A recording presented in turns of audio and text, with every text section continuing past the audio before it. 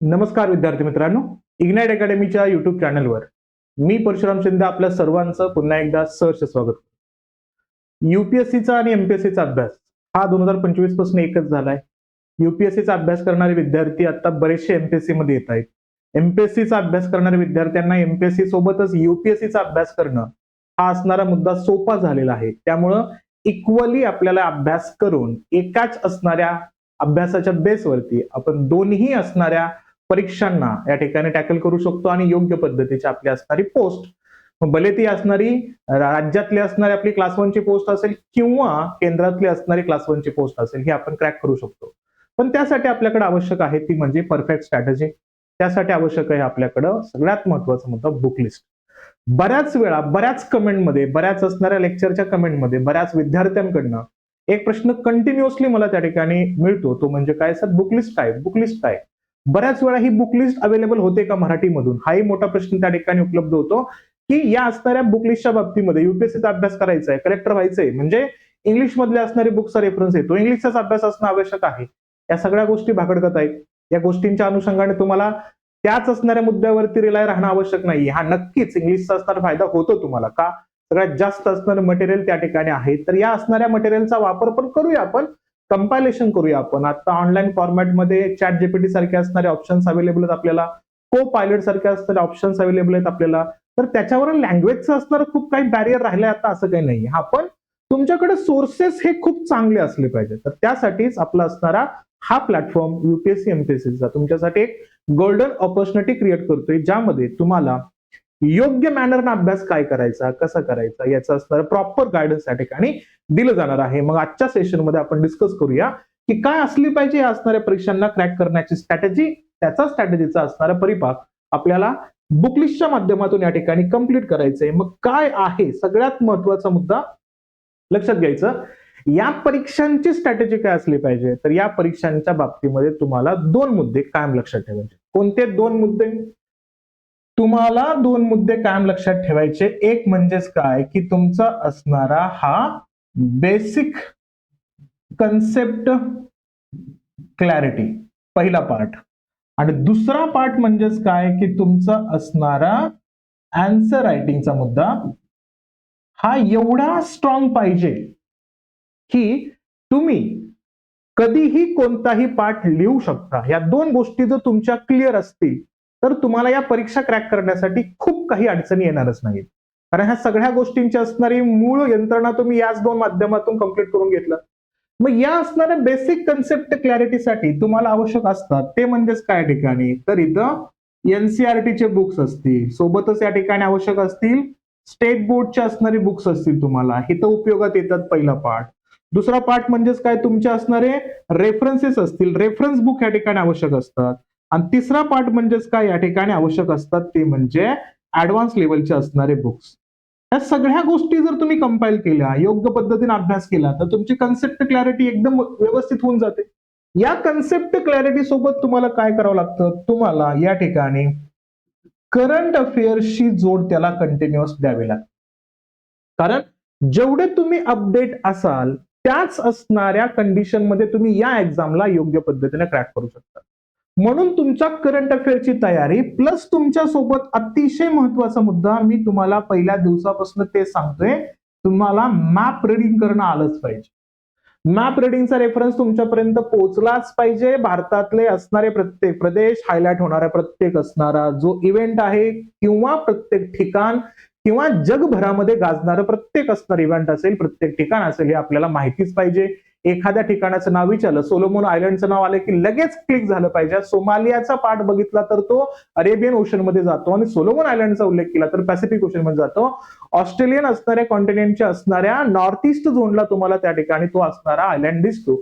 हे मुद्दे जेव्हा तुमचे एकदम क्लिस्टर क्लिअर होतात का, तेव्हा तुम्ही तुमच्या असणाऱ्या आन्सरला योग्य पद्धतीने डिफाईन करू शकता, चांगल्या पद्धतीने तुम्ही लिहू शकता. त्यामुळे काय करायचं, आपल्याला या असणाऱ्या सगळ्या गोष्टींकडे लक्ष ठेवायचंय. आणि साहजिक आहे आन्सर रायटिंग तुम्हाला काय करायचंय, तुम्हाला डेली बेसिसवरती काय करायचं, या ठिकाणी आन्सर रायटिंग स्टार्ट करायचं. डेली बेसिसवरती डेली लिहायचं. आता बऱ्याच वेळा असं होतं की सर प्रिलियमला तर एमसीक्यू टाईप आहे, प्रिलियमच्या अनुषंगाने आम्ही काय लिहित बसायचं का? सिंपल लॉजिक आहे ना. प्री ज्या वेळेस असणार आहे तुमचा, तेव्हा प्रीच्या अगोदर तुम्ही 3 महिने, किती म्हणतोय मी, 3 महिने नाही लिहिलं तरी चालेल. प्रीच्या अगोदर फक्त 3 महिने तुम्ही फोकस केला प्रीच्या असणाऱ्या सिलेबसवरती, प्रीच्या अभ्यासावर, तर चालेल. पण तोपर्यंत तर लिहायचंच आहे ना आपल्याला, कारण ही जर्नी काही खूप काही 1-2 महिन्याची किंवा 3-4 महिन्याची नाही. ही जर्नीच आहे या ठिकाणी तुमची पूर्ण संपूर्ण असणाऱ्या वर्ष 1.5 वर्षाची. त्यामुळे या असणाऱ्या गोष्टींना आपल्याला थोडंसं फोकस करणं आवश्यक असणार आहे. याच्यावरती आपल्याला विचार करणं आवश्यक असणार आहे. त्यामुळे आपण इथं थोडंसं सिस्टमॅटिकली जर गेलो आपण, तर याचा असणार फायदा जास्त होतो. आन्सर रायटिंग करत राहायचंय, कंटिन्युअसली आन्सर रायटिंग करायचंय. मग आन्सर रायटिंग डेली बेसिसवर करायचं, तर कुठून स्टार्ट करायचं? एनसीईआरटीचे असणारे जे काही तुमचे टॉपिक कंप्लीट होतात, त्या टॉपिकच्या नंतर लास्टला जे तुमचे क्वेश्चन्स असतात का, ते लिहायला सुरुवात करा. न्यूज पेपरचा असणारा जो क्रक्स आहे का, त्या न्यूज पेपरचा असणारा क्रक्स लिहिण्याचा प्रयत्न करा, किंवा सारांश लेखन ज्याला म्हणतो आपण, तो सारांश लिहिण्याचा प्रयत्न करा त्याच्यामध्ये. किंवा तुम्हाला जे ऑनलाईन रिसोर्सेस वरती जे काही तुम्हाला वीकली क्वेश्चन्स मिळतात, किंवा आपण या ठिकाणी इग्नाइटच्या माध्यमातून जे क्वेश्चन देऊ तुम्हाला, ते क्वेश्चन्स लिहिण्याचा प्रयत्न करायचा आपल्याला, पण प्रॅक्टिस करणं गरजेचं आहे. बेसिक गोष्टीपासून ऍडव्हान्स गोष्टीपर्यंत जायचं असेल आपल्याला, आणि आपलं आन्सर रायटिंग एकदम परफेक्टली करायचं असेल, तर आपल्याला लिहावं लागेल, आणि ते डेली बेसिसवरती लिहावं लागणार आहे, हे इथं लक्षात ठेवायचं.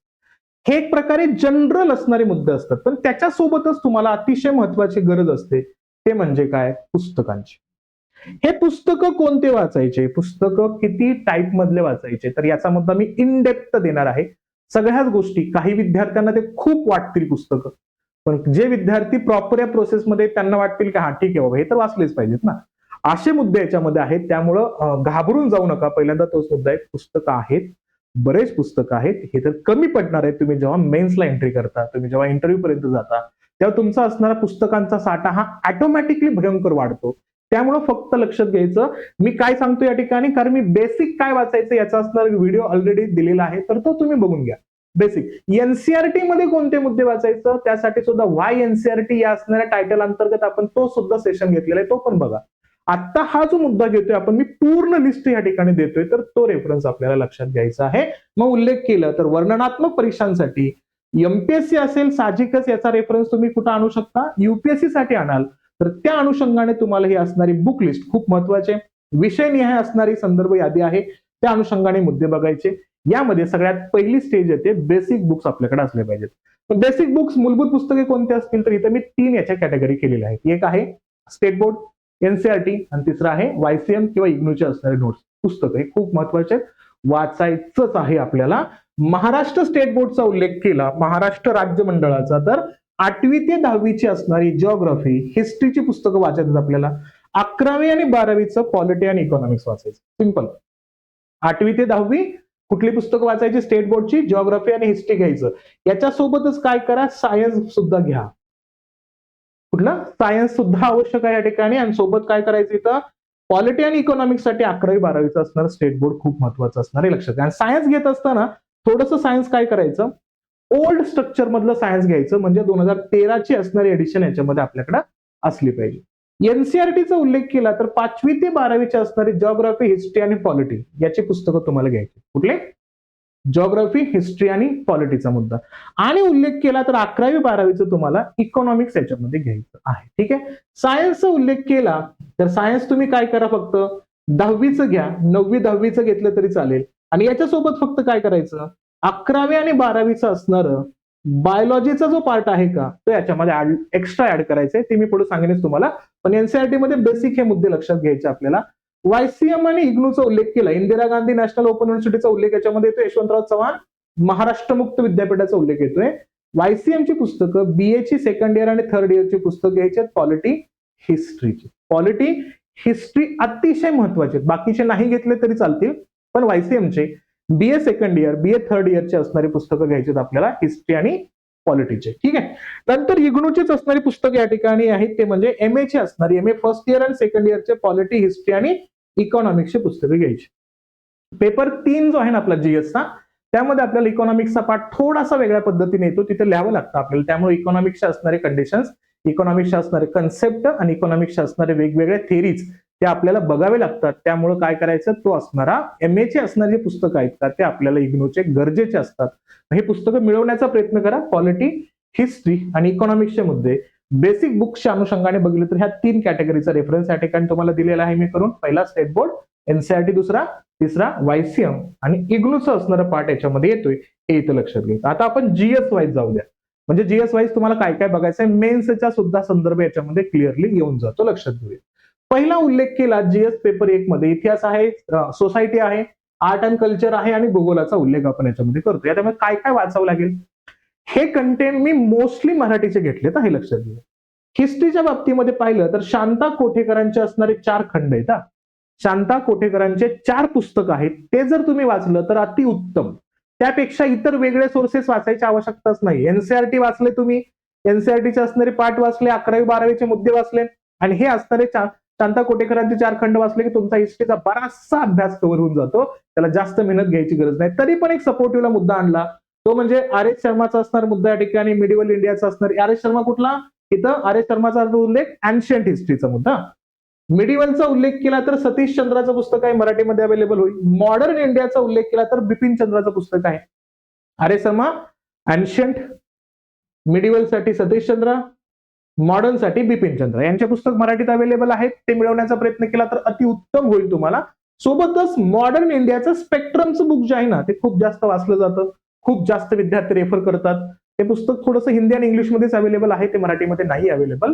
पण स्पेक्ट्रम वाचण्या अगोदर सुद्धा मी तर म्हणतो स्पेक्ट्रम नोट्स आहेत फक्त, त्याचं धाडस खूप शेवटी करा तरी चालेल. सुरुवातीला हिस्ट्री कळला तर पाहिजे ना, त्यासाठी शांता कोठेकरांची पुस्तकं खूप छान आहेत, ते तुम्ही वाचण्याचा प्रयत्न नक्की करा. आर्ट आणि कल्चरचा विचार केला या ठिकाणी तर ओल्ड NCERT वाचायचं इयत्ता 11वी 12वी. ओल्ड NCERT वाचायचंच आहे या ठिकाणी. भाषांचं सुद्धा पुस्तक आहे त्या ठिकाणी सोबतच येतं. नितीन सिंघानियाचं असणार पुस्तक या ठिकाणी आहे. कुठलं तरी एक पुस्तक वाचा ह्याच्यामध्ये. सिंघानिया घेतलं तरी चालेल. सिंघानियाचं असणार पुस्तक खूप वास्ट आहे, खूप मोठं आहे, इंग्लिश फॉर्मॅटमध्येच आहे, हिंदीमध्ये पण आहे, पण मराठीत नाही येते.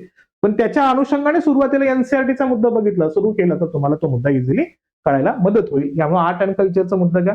याच्या माझ्या नोट्स पण आहेत, त्या नोट्स सुद्धा तुम्हाला मी अवेलेबल करून देईन आर्ट आणि कल्चरच्या, त्याबद्दल तुम्ही रिलॅक्स राहा. मुद्दा येतो सोसायटीचा, समाजाचा. NCERTचे असणारी आता 12वीचं पुस्तक वाचायचं आणि ते कुठलं, सोशोलॉजीचं.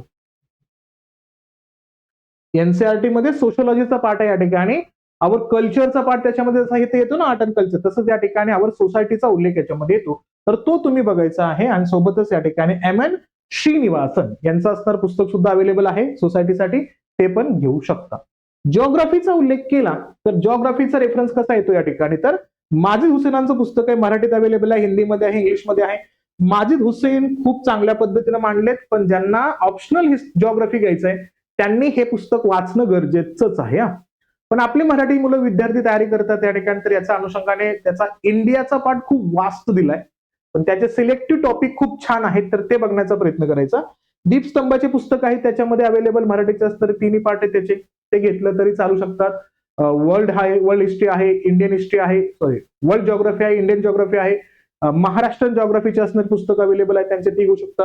पण त्यासोबत तुम्हाला काय करायचं या ठिकाणी, ॲटलास तर घ्या किंवा ऑक्सफर्डचं असणारं जो काही तुम्हाला मॅपचं पुस्तक आहे ते घ्या, किंवा मॅपचं एक अति छान पुस्तक आहे मुखर्जींचं पुस्तक तुम्ही आवर्जून घ्या बरं का.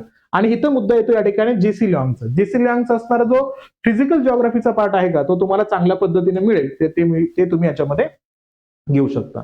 आता GSचा पेपर 2 साहजिक आता माझा पेपर असल्यामुळे या ठिकाणी मी याच्याशी संबंधित असणारे मुद्दे सांगणारच आहे. त्याच्यामध्ये माझ्या सुद्धा नावाचं गुणगान गाई ना मी, ठीक आहे. याच्यामध्ये मी स्वतः PSIRचा असणार ऑप्शनल घेतो, पॉलिटिकल सायन्स, इंटरनॅशनल रिलेशन्स. याच्या 1800 पेजेसचे नोट्स आपल्याकडे अवेलेबल आहेत मराठीमध्ये, इंग्लिशमध्ये. याचा फायदा आपण घेतोच, आमचे असणारे ऑप्शनलचे विद्यार्थी घेतात. त्याचा फायदा मी तुम्हाला इथं GS मध्ये करून देतो. GS 2चा उल्लेख केला, पॉलिटी गव्हर्नन्स, सोशल जस्टिस आणि इंटरनॅशनल रिलेशन्स आहे ना, राज्यघटना, शासन, सामाजिक न्याय आणि आंतरराष्ट्रीय संबंध. याच्यामध्ये तुम्हाला काय करावं लागेल, तर हे पुस्तकं तुम्ही वाचले असतीलच या ठिकाणी, तर इथं लक्षात घ्यायचं लक्ष्मीकांतचं, लक्ष्मीकांतचं पुस्तक आहे, घ्यावं लागेल तुम्हाला. अतिशय महत्वाचा मुद्दा या ठिकाणी भास्कर लक्ष्मण भोळे सरांचं पुस्तक आहे, भोळेंचं पुस्तक आहे, मराठीमध्ये अवेलेबल आहे. सुभाष कश्यप पुस्तक तुम्हाला वाचायचंय, मराठीमध्ये अवेलेबल आहे. ओके. सोबतच त्या ठिकाणी उल्लेख केला तर बक्षींचं पुस्तक सुद्धा आहे आणि बसू सरांचं पण पुस्तक आहे, ते पण घेतलं तरी चालेल. पण त्याच्या ऐवजी जर तुम्ही या ठिकाणी जर माझ्या नोट्स बघितल्या, क्लास नोट्स तर तुम्हाला परिपूर्ण आहेत. याच्यापेक्षा वेगळं काही करायची आवश्यकता तुम्हाला मुळातच नाहीये. नंतर एक मुद्दा येतो गव्हर्नन्स. तुम्हाला कुठून अभ्यास करायचे तर एम लक्ष्मीकांत सरांच्या पुस्तकातून गव्हर्नन्स करायचं. सोबत सोशल जस्टिसचा उल्लेख केला तर policies performance and challenges by S K Mandal. S K Mandal यांचं पुस्तक खूप छान आहे सोशल जस्टिससाठी, ते तुम्ही घेऊ शकता. इंग्लिशमध्ये कंटेंट आहे पण त्याचा असणारा पाठपुरावा तुम्ही करू शकता मराठीमध्ये ट्रान्सलेट वगैरे करून. नंतर इंटरनॅशनल रिलेशनसाठी सच आज असं कुठलं काही पुस्तक नाहीये, तरी पण मुद्दा बघितला तर या ठिकाणी वायसीएम आणि इग्नूच्या नोट्स मधनं तुम्हाला या गोष्टी मिळतील. माझ्या नोट्स आहेत त्याच्यामध्ये तुम्हाला आयआरचा पाठ त्याच्यामध्ये मिळेल त्या ठिकाणी. आणि देवळानकर सरांचं असणारं एक पुस्तक आहे ते पण तुम्ही वाचू शकता मराठीसाठी, ते खूप चांगलं आहे. आणि करंटचं अपडेट तुम्हाला चालू घडामोडी याच्यामध्ये अपडेट करावेच लागतील हे लक्षात. ठीक आहे. आता GS3 आर्थिक विकास असेल, कृषी विज्ञान तंत्रज्ञान सारखे असणारे विषय या ठिकाणी येतात. डिझास्टर मॅनेजमेंट सारखा मुद्दा येतो याच्यामध्ये. इंटरनल सिक्युरिटीचा पार्ट येतो, हे पण याच्यामध्ये घेऊया आपण. इथं उल्लेख केला तर काय येतो मुद्दा पहा. इंडियन इकॉनॉमीचा उल्लेख केला तर रमेश सिंग सरांचं पुस्तक आहे, किरण देसले सरांचं पुस्तक आहे मराठीमध्ये, हे तुम्ही वाचला असेलच, वाचण्याचा प्रयत्न करा, बघा. ऍग्रिकल्चरचा उल्लेख केला तर एनसीआरटीचे क्लास 12 इयत्ता 12वीचं असणार एनसीआरटीचे या ठिकाणी. मॅक्रो इकॉनॉमिक्स चॅप्टर 2, 5, 6 हे स्पेशली या ठिकाणी गरजेचे आहेत या सगळ्या कंटेंटला हायलाइट करण्यासाठी. सायन्स अँड टेक्नॉलॉजीचा विचार केला तर challenges to the internal security of India by Ashok Kumar and Vipul. आणि सोबत उल्लेख केला एक युनिक अकॅडमीचे असणारे पुस्तक सुद्धा याच्यामध्ये मराठी मीडियमच्या अनुषंगाने मिळतील तुम्हाला. किंवा रेफरन्स पाहिलं या ठिकाणी सायन्स अँड टेक्नॉलॉजीसाठी सुद्धा तुम्हाला या ठिकाणी मी माझ्या नोट्स देतो, त्याबद्दल तुम्ही रिलॅक्स राहा. एन्व्हायरमेंट इकॉलॉजीचा उल्लेख केला तर इग्नूचे आहेत. डिझास्टर मॅनेजमेंट इंटरनल सिक्युरिटीसाठी सुद्धा काही त्या ठिकाणी नोट्सच आहेत तिथं, याच्यामध्ये खूप काही वेगळे मुद्दे आणायची गरज नाहीये. सगळ्या नोट्सचाच रेफरन्स याच्यामध्ये घ्यायचा आपल्याला. डिझास्टर मॅनेजमेंट असेल किंवा इंटरनल सिक्युरिटी असेल याच्यासाठी जे पुस्तक आहेत का ते खूप वास्ट होऊन जातात, तर ते वास्ट पुस्तकं वाचत बसण्यापेक्षा काय करायचं, नोट्स वरती थोडं रिलायबल राहायचं. मग ते कोणाचे असतील या ठिकाणी तर शंकर आयेशच्या नोट्स असतील, त्याच्यामध्ये विजनच्या नोट्स असतील, त्या घेतल्या तरी चालेल, आपल्याला बेस्ट आहे ते. जास्त काही आपण पुस्तकात अडकत राहू नका. कशामध्ये, डिझास्टर मॅनेजमेंट इंटरनल सिक्युरिटीसाठी, कारण आवाका खूप वाढत जातो त्याचा, त्या अनुषंगाने बघायचं. जीएसच्या पेपर 4चा उल्लेख केला. इथिक्स असेल त्या ठिकाणी इंटिग्रिटी आणि ऍटिट्यूडचा मुद्दा घेतला. नीतिशास्त्र, सचोटी आणि अभियोग्यता. तर या ठिकाणी इथं बघितलं तर प्रशासकाचा धर्म, प्रशासकाचा धर्म डॉक्टर अरुण अडसूळ सरांचं मराठीमध्ये पुस्तक आहे. आणि सोबतच आशिष जैतपाल सरांचं सुद्धा इथिक्सचं पुस्तक खूप छान आहे. हे दोन ऑप्शन असे तुम्हाला, कुठल्याही असणाऱ्या पुस्तकाला तुम्ही रेफर करू शकता. लेक्सिकॉनचं असणारे लेक्सिकल क्रॉनिकलचं असणारं पुस्तक अवेलेबल आहे. डिसाइड इथिक्स किरण पब्लिकेशनचं असणारं पुस्तक याच्यामध्ये मिळेल तुम्हाला. आणि अजित कुमार झा सरांच्या असणाऱ्या नोट्स तुम्ही बघितल्या तरी पण तुम्हाला याचं बेनिफिट जास्त होऊ शकतो. कुठला, जीएस 4च्या अनुषंगाने हे पुस्तकं तुम्हाला रेफर करायचे आहेत. सोबतच उल्लेख केला तर तुम्ही काय करू शकता, सीसॅटचं असणारं पार्ट याच्यामध्ये आणू शकता. सीसॅट हा आवश्यक आहे तुम्हाला.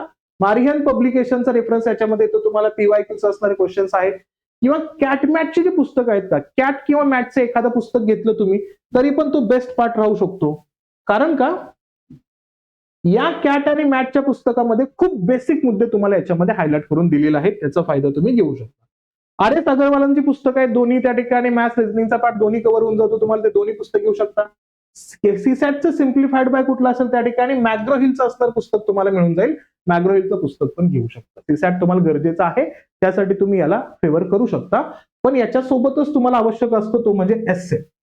एस्से साठी आपल्याकडे आशिष जैतपाल सरांच्या नोट्स पण आहेत आणि त्यांचं पुस्तक सुद्धा अवेलेबल आहे, तेही घेऊ शकता तुम्ही. सोबतच उल्लेख केला मराठीमध्ये, इथे या ठिकाणी social problems in India, author कोण आहे त्या ठिकाणी, राम आहुजा यांचंही पुस्तक घ्या तुम्ही. कुठलं, राम आहुजा सरांचं पुस्तक घ्यायचं, सोशल प्रॉब्लेम्स इन इंडियाचा उल्लेख. नंतर पाहिलं तर 151 एस्सेंचं एक पुस्तक आहे कोणासाठी, आयएस आणि पीसीएस साठी. याचा उल्लेख केला तर ते कोण आहे त्या ठिकाणी, दिशा एक्सपर्ट्स यांनी 151 एस्से दिलेला आहे, त्याचाही वापर करू शकता. पण याच्यासोबतच तुम्हाला रामचंद्र गुहा सरांचे India after Gandhi, India before Gandhi हे पुस्तक आपल्याला ऍज अ बेसिक स्टडीसाठी त्या ठिकाणी आवश्यक असणार आहे. या अनुषंगाने तुम्ही तुमच्या असणाऱ्या परीक्षांची तयारी करत असताना या असणाऱ्या सगळ्या पुस्तकांचा रेफरन्स घ्यायचा आहे. तरी मी काय म्हटलं, जे विद्यार्थी या प्रोसेसमध्ये आहेत त्या विद्यार्थ्यांना ही असणारी पुस्तकं कमीच वाटणार आहेत. जी विद्यार्थी सुरुवात करतायत त्यांना ही पुस्तकं खूप वाटणार आहे. त्यामुळे काय करायचं, सुरुवात वाटतंय त्यांनी बेसिक असणारे व्हिडिओ बघायचा, तिथले असणारे नोट्स बघायचे, तिथले व्हिडिओज बघायचे, तिथली पुस्तकं बघायचे आणि मग इथं यायचं आणि मग याच्याशी संबंधित असणारे हे पुस्तकं आपल्याला घ्यायचे आहेत आणि आपल्याला अभ्यासाला सुरुवात करायचंय. याच्यामध्ये ऑप्शन येतात नोट्सच्या, त्या नोट्सच्या असणाऱ्या सगळ्या मराठी नोट्स आपण इग्नाइटच्या माध्यमातून तुम्हाला अवेलेबल करून देतोय, त्याचाही फायदा तुम्ही करून घेऊ शकता. ठीक आहे, चालेल. सेशन आवडलं असेल तर लाईक करा, जास्तीत जास्त विद्यार्थ्यांपर्यंत शेअर करा आणि चॅनलवरती नवीन असाल तर सबस्क्राईब नक्कीच करा. भेटूया आपण अशाच क्वालिटी सेशनमध्ये पुढे नंतर. तोपर्यंत काळजी घ्या आणि अभ्यास करत राहा. थँक्यू.